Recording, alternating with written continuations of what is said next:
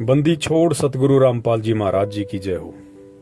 सतसाई बहन जी, आप अंबाला की रहने वाली हैं। पिछले 5 महीनों से आपने बताया कि आप परम पूज्य सतगुरु रामपाल जी महाराज जी के सत्संग सुन रही हैं।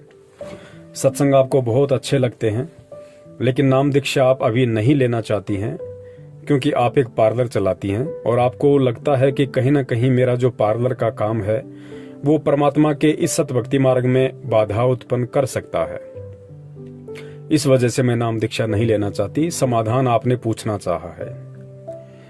बहन देखिए, 5 महीने से आपने जो सत्संग सुने हैं तो उन सत्संगों में बहुत सी बार परमात्मा ने आज वर्तमान के समाज में जो फालतू की परंपराएं हैं, कुरीतियां हैं, रीति रिवाज हैं, त्योहार है, इन सब में परमात्मा ने हमें शामिल होने से दूर किया है।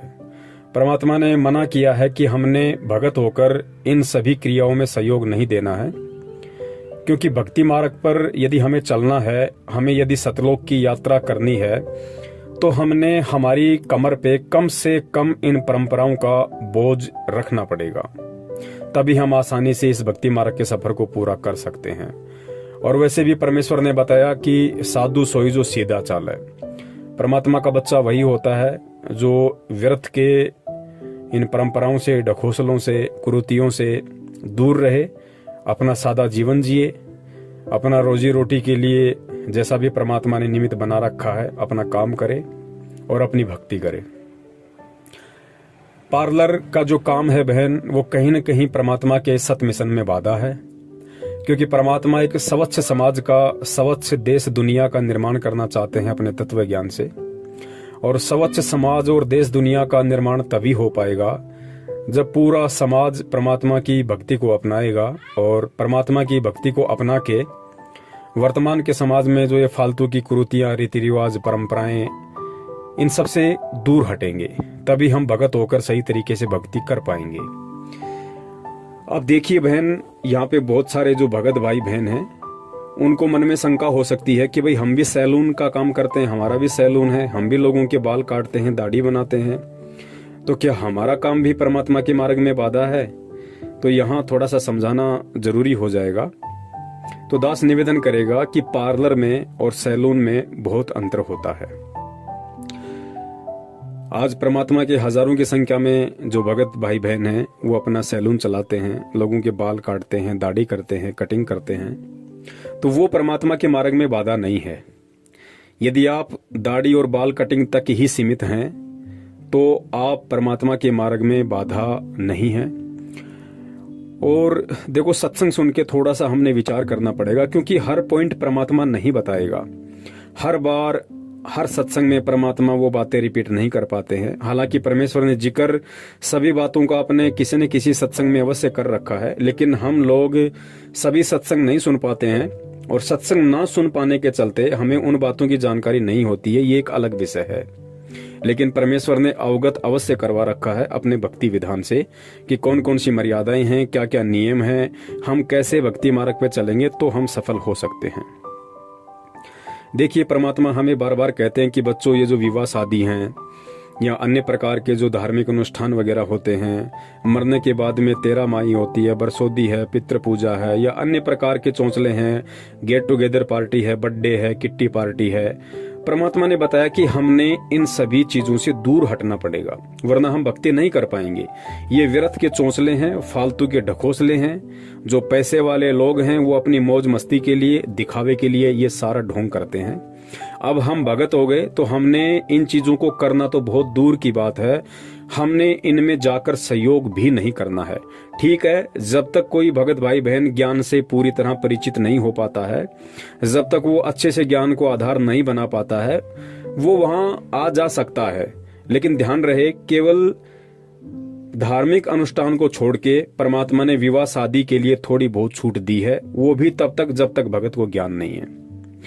और किसी भी प्रकार के धार्मिक अनुष्ठान में, चाहे कोई माता का या भैरू जी का जागरण हो, किसी भी देवी देवता का कोई प्रोग्राम हो, मरने के बाद में जो 13 माई होती है, बरसोदी है, पितृ पूजा है, बर्थडे पार्टी है, इन चीजों में तो हमने शामिल भी नहीं होना है। ये विशेष आदेश हैं परमात्मा के।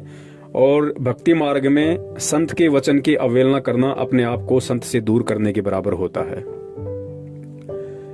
तो विवाह शादी वगैरह के लिए, इन सब चीजों के लिए परमात्मा ने हमें इसलिए मना किया है कि बच्चों, एक लोक दिखावा है।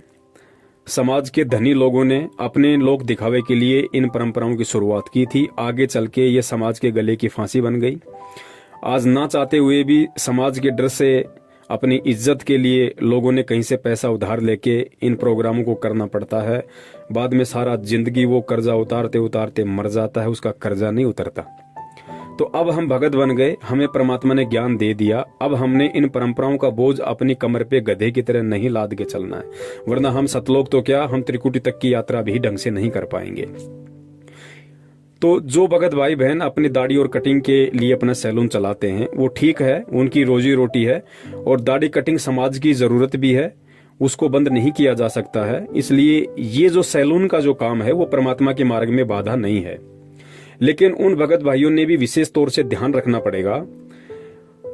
आपको यदि कोई किसी विवाह शादी वगैरह में बुलवाता है कि भाई हमारे बच्चे की शादी है, हमारे बच्चे का मेकअप करना है, हमारे बच्चे को संवारना है, और उसका जो भी कुछ आप जो समझ सकते हैं अच्छे से कि उसको कितना उसको सजाया जाता है, उसका डेकोरेशन किया जाता है, कई हजारों रुपया वो लोग पार्लर में जाके खर्च कर देते हैं सजने संवरने के लिए, अपने आप को सुंदर दिखाने के लिए। तो पुण्यात्माओं, जो भी भगत भाई बहन अपना सैलून चलाते हैं, जिनको परमात्मा का ज्ञान है, अब उनको इन चीजों से दूर हट जाना चाहिए। उन्हें अपना काम धंधा परमात्मा के ऊपर विश्वास करके सिर्फ दाढ़ी मूंछ और कटिंग तक ही सीमित रखना चाहिए। इसके अलावा धीरे धीरे देखो, एकदम से आप नहीं छोड़ पाते हो, एक बात अलग है, लेकिन आपने कोशिश करनी होगी, और जो परमात्मा की दृढ़ आत्मा होती है वो बिल्कुल इन सब चीजों से दूर हट जाएगी। तो हमने किसी भी प्रकार के दूल्हे या दुल्हन को विवाह शादी के लिए बिल्कुल भी नहीं संवारना है, क्योंकि जब तक हम इनको संवारते रहेंगे ये संवरते रहेंगे। आपको ध्यान होगा, परमात्मा ने कहा कि बच्चों, हमने किसी भी प्रकार के चमड़े से बनी हुई वस्तुओं का प्रयोग नहीं करना है, चाहे बैग हो, चाहे बेल्ट हो, चाहे जूते हो, चाहे पर्स हो, कोई भी चीज जिसमें लेदर वगैरह का इस्तेमाल हो वो हमने इस्तेमाल नहीं करनी है।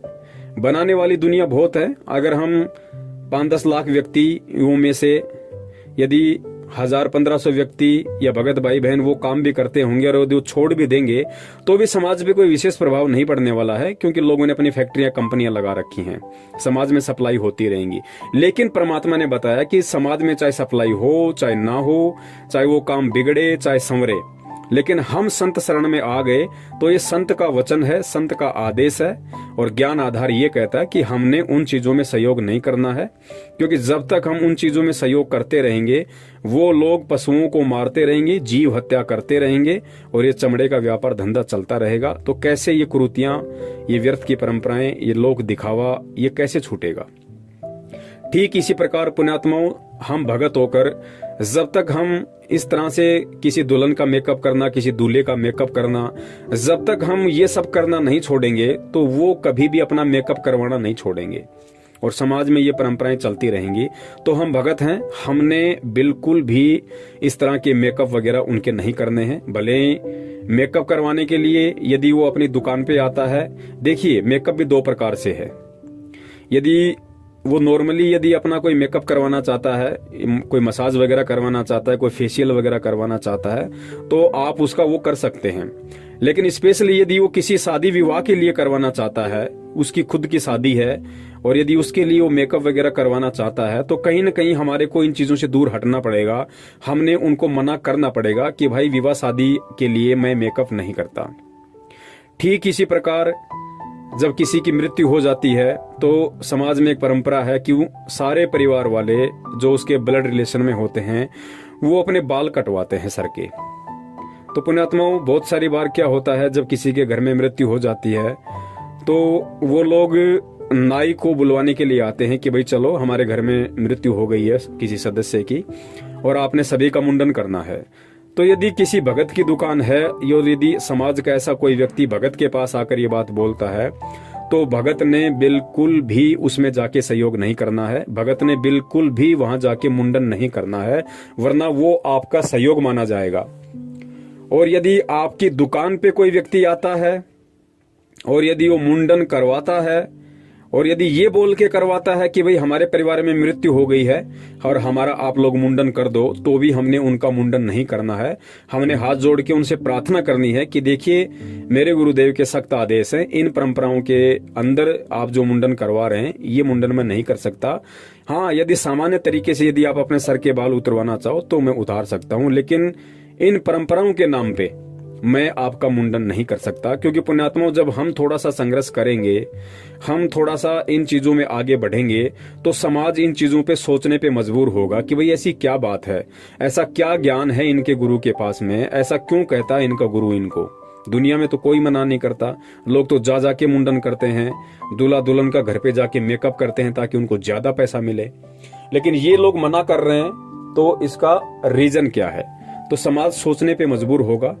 और पुण्यात्माओं, जब तक हम इन क्रियाओं में शामिल होते रहेंगे, हम उन लोगों का सहयोग करते रहेंगे, तो फिर कैसे बात बनेगी? तो धीरे धीरे क्योंकि आगे चल के तो पूरा भगत समाज ही परमात्मा का होगा। हर जगह परमात्मा के बच्चे होंगे, हर 100 में से 90 दुकान जो भी होंगी सैलून की परमात्मा के बच्चों की होंगी। और जब दुनिया मरने लगेगी और जब जो लोग परमात्मा के ज्ञान को नहीं समझ पाए, उनके शरण में नहीं आ पाए, और वो फिर भी उन व्यर्थ की परंपराओं में फंसे रहेंगे, और जब वो जाएंगे सैलून पे और जहां जाएंगे वहां उनको परमात्मा के बच्चे मिलेंगे और बोलेंगे नहीं भैया हम नहीं करते मुंडन वगैरह, तो अंत में उनको भी उन क्रियाओं से धीरे धीरे दूर हटना पड़ेगा।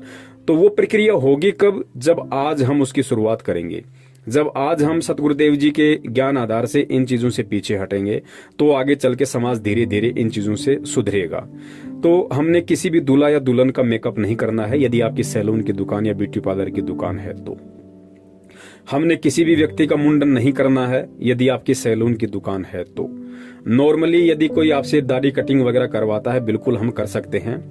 चेहरे पे कोई फुंसी वगैरह है या चेहरे का जैसे कोई रंग वगैरह उनका काला पड़ गया है किसी वजह से, यदि वो फेशियल वगैरह करवाना चाहता है, मसाज वगैरह करवाना चाहता है, तो वो हम कर सकते हैं, उसमें कोई दोष कोई दिक्कत नहीं है। इसके अलावा पुण्यात्माओं, अगर आप हिम्मत कर सको इस परमात्मा के मिशन में, तो आप लोग किसी के बालों को काला भी ना करो। क्योंकि परमात्मा हमें तो मना करते ही है कि भाई हमें बिल्कुल भी अपने बाल काले नहीं करवाने हैं। हमें सुंदर दिखने के लिए या बुढ़ापे में जवान दिखने के लिए जो लोग बालों में डाई करते हैं, मेहंदी लगाते हैं, कलर लगाते हैं, भगत के लिए तो परमात्मा ने विशेष तौर से मना कर ही रखा है। और जो चीजें भगत के लिए मना है, तो भगत ने सोचना चाहिए कि उन चीजों में भगत ने सहयोग भी नहीं देना चाहिए, उन चीजों में भगत ने सहयोग भी नहीं देना चाहिए। जैसे गुरुदेव ने बताया कि भगत को शराब नहीं पीनी, तो भगत ने तो बिल्कुल भी नहीं पीनी। लेकिन भगत से यदि कोई शराब के लिए पैसे मांगता है या शराब की बोतल मांगता है या शराब मंगवाता है, तो भी गुरुदेव ने कहा है कि आपने उसमें सहयोग भी नहीं करना है। तो इसी प्रकार पुण्यात्माओं, जब परमेश्वर ने हमें बालों में कलर लगाने के लिए मना किया है, हमें बालों को रंगने के लिए मना किया है, तो पुण्यात्माओं ये ज्ञान आधार की बात है। हर चीज को परमात्मा दबाव दे के नहीं बताएगा, क्योंकि परमेश्वर को पता है कि जब धीरे धीरे सत्संग सुनता रहेगा तो आगे चल के इसको भी इन चीजों का आभास हो जाएगा, और एक न एक दिन ऐसा आएगा इसकी आत्मा स्वयं इसको कोसने लग जाएगी कि भाई तू जो कर रहा है वो गलत है। जब गुरुदेव ने तुझे जहर खाने के लिए मना किया है, तो तू दूसरों को जहर कैसे खिला सकता है? तो पुण्यात्माओं, हमने धीरे धीरे, यदि आपकी आत्मा गवा दे, देखो दास कोई जबरदस्ती नहीं कर रहा है, और दास केवल परमात्मा के ज्ञान आधार से ही आप जियों को ये सलाह दे रहा है, ये बता रहा है। परमात्मा ने भी एकदम से दूसरों के लिए नहीं बताया है, क्योंकि परमात्मा को पता है कि यदि एकदम से इन पुण्यात्माओं पर दबाव दे दिया जाएगा तो ये भक्ति नहीं कर पाएंगी। लेकिन जब इनको ज्ञान होगा, धीरे धीरे परमात्मा की शरण ये ग्रहण करेंगे, और जब भक्ति मार्ग में आगे बढ़ेंगे, इनका ज्ञान योग खुलेगा, तो धीरे धीरे इनकी आत्मा इनको कसोटने लग जाएगी कि यार जब गुरुदेव ने मुझे शराब पीने के लिए मना किया तो मैं दूसरों का सहयोग कैसे कर सकता हूँ? जब परमात्मा ने मुझे मेरे बाल डाई करने के लिए मना किया तो मैं दूसरों के बाल डाई कैसे कर सकता हूँ? तो पुण्यात्माओं, ये ज्ञान आधार की बात है। और जिस भी भगत भाई को यदि ये बात उचित लगे, जिसका सैलून का काम है, पार्लर का काम है, और यदि वो चाहे तो परमात्मा के प्रति अपने भाव व्यक्त कर सकता है, परमात्मा के प्रति एक ज्ञानी भगत होने का परिचय वो दे सकता है, धीरे धीरे वो भगत इन परंपराओं से दूर हो सकता है, इन चीजों से वो दूर हो सकता है। क्योंकि जब कोई करेगा नहीं तो फिर करवाएगा कौन? तो इस प्रकार से पुण्यात्माओं, हमने अब इन चीजों से धीरे धीरे हटना पड़ेगा। ये ज्ञान आधार के ऊपर है, ये मेरे कहने से या किसी के दबाव देने से नहीं होगा। ये जब तक आप अपने अंतरात्मा से इस बात को गहराई से नहीं सोचेंगे कि वास्तव में बात तो सही है। यदि हम लोगों को रंगना नहीं छोड़ेंगे तो लोग अपने आप को रंगवाना कैसे छोड़ेंगे? तो पुण्यात्माओं, आपने विचार करना पड़ेगा इस बात पे। और बहन जी, आपका जो पार्लर का काम है, देखिए अभी आपने नाम दीक्षा नहीं ली है, और नाम दीक्षा लेने से पहले ही परमात्मा ने आपके ऊपर इतनी दया कर दी कि आपकी आत्मा ये स्वीकार नहीं कर रही थी कि भाई पार्लर का काम कहीं ना कहीं परमात्मा के मिशन में बाधा है। तो बहन, ये आपकी बहुत अच्छी सोच है। अगर परमेश्वर दया करें तो बहन आप जी इस धंधे से थोड़ा थोड़ा करके आप जी दूर होइए और परमात्मा से आप प्रार्थना करते रहिए। देखिए, आपने अगर परमात्मा के लिए इतना सोचा है, परमात्मा के सत्संग सुन के आपके मन में इतने विचार आए हैं, तो जाहिर सी बात है यदि आपकी इच्छा इस काम को छोड़ने की होगी तो परमात्मा आपके लिए 10 रास्ते भी खोल देंगे। वो समर्थ है, वो शक्तिशाली है, वो सर्वशक्तिमान है, वो अंतर्यामी है। वो केवल अपने बच्चों के भाव देखता है कि मेरे बच्चों की इच्छा क्या है। यदि उनकी इच्छा भक्ति के अकॉर्डिंग होगी तो परमात्मा 100% उस इच्छा को पूरा करने में भगत का सहयोग देता है। तो बहन, आप कोशिश कीजिए कि आप इस चीज से दूर हों, और यदि और कोई काम ऐसा आपको लगे उस काम को आप आसानी से कर सकती हैं, और वो काम परमात्मा के भक्ति मार्ग में किसी प्रकार की बाधा भी उत्पन्न नहीं करेगा, तो आप जी जरूर उस काम को बहन कर सकती हैं। और जब आपको लगे कि अब मैं बिल्कुल तैयार हूं परमात्मा से नाम दीक्षा के लिए, तो आप दास को फोन कर सकती हैं। दास आपको संकल्प नाम दीक्षा का वीडियो भेज देगा। वीडियो देख के, और यदि आपकी अंतरात्मा आपको गवाही दे तो आप उसी विधि से अपने घर में परमेश्वर का दरबार लगा के, और जो विधि परमेश्वर ने बताई है संकल्प नाम दीक्षा के माध्यम से, उस आधार से आप जी परमात्मा की भक्ति शुरू कर सकते हैं। यदि आपको विश्वास होगा तो समान रूप से लाभ परमात्मा ने उनका बताया है। और जैसे गुरुदेव आश्रम में आ जाएंगे उसके बाद में आप परमात्मा से प्रार्थना कीजिए, परमात्मा जैसे भी आपको स्वयं नाम दीक्षा दें या किसी और के माध्यम से आपको नाम दीक्षा दिलवाएं, वो फिर मालिक का काम है। बहन सत साहिब, जय हो बंदी छोड़ के।